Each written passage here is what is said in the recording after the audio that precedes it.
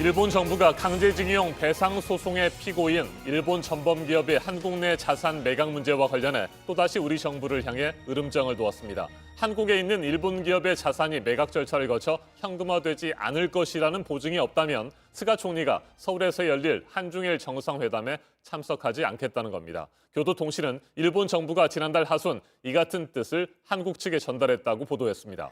네, 그간 우리 정부 입장을 보면 이런 요구를 받아들일 가능성은 작고 그렇게 되면 연내 정상회담이 열리는 건 예정대로 되지 않을 수도 있는데요. 정상회담 참석을 외교 카드로 쓴 것에 대해서 일본 내에서도 지적이 나옵니다. 이한주 기자가 보도합니다. 압류한 일본 기업의 자산을 팔지 않겠다고 보증하라.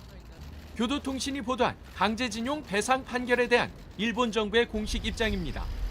강제징용 배상 소송과 관련해 수용 가능한 조치가 없다면 스가 총리가 한중일 정상회담에 참석할 수 없다는 견해를 지난달 하순 한국 측에 전달했다는 겁니다. 이런 방침은 스가 총리의 의향이 반영된 결과라고도 했습니다.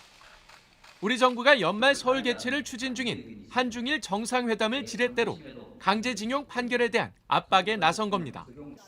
마이니치 신문은 이번 결정에 일본 보수층을 중심으로 거세지고 있는 한국에 대한 반발이 영향을 끼쳤다고 분석했습니다.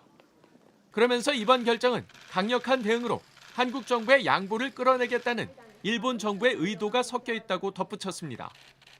하지만 우리 정부는 사법부의 판단에 행정부가 개입할 수 없다는 입장을 고수하고 있습니다. 때문에 마이니치는 한중일 정상회담이 외교부 장관급 회의로 대체되는 방안이 떠오르고 있다고 전했습니다. 이번 결정을 놓고 일본 내에서도 비판이 나옵니다.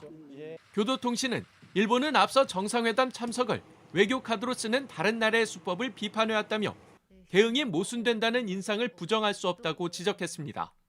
JTBC 이한주입니다.